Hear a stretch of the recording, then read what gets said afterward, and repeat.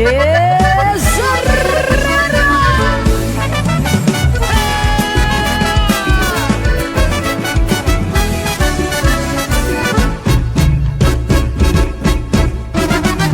En un barrio de Asunción, gente viene y gente va, te está llamando el tambor, la galopa va a empezar. 3 de febrero llegó el patrón, señor San Blas, ameniza la función, la banda de Trinidad. Debajo de la enramada ya está formada la rueda, y salen las galoperas, la galopa a bailar.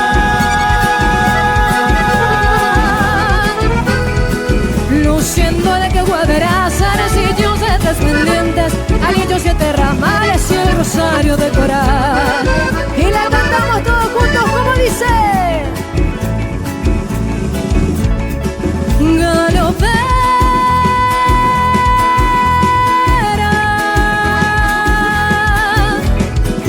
baila tu danza hechicera.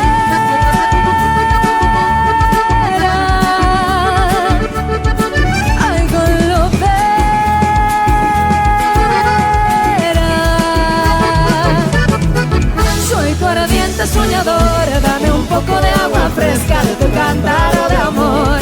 Que viva la música más linda del mundo, nuestra música paraguaya.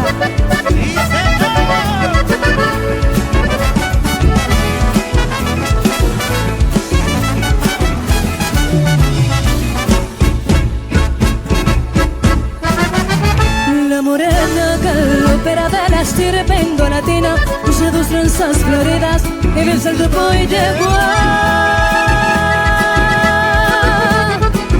Sobre su cabeza erguida lleva el cántaro nativo, agua para el peregrino, la hermosa mitacuña. Y así sigue la función al compás de la galopa, suenan alegres las notas estridentes del pistón.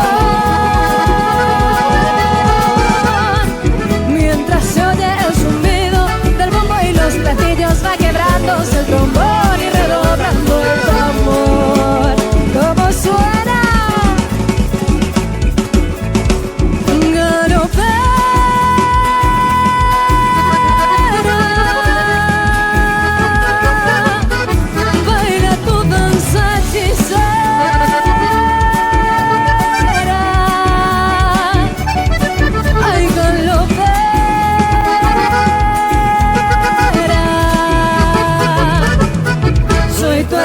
Soñador, dame un poco de agua fresca de tu cántaro de amor.